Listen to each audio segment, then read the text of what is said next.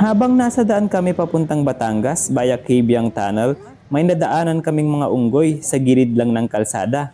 Marami-rami din sila. Bibihira ka na lang makakita ng ganito ngayon, galeros. Yung tipong makikita mo lang sa kalsada.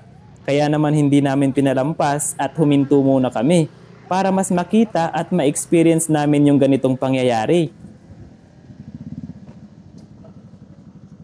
Uy, may monkey dyan.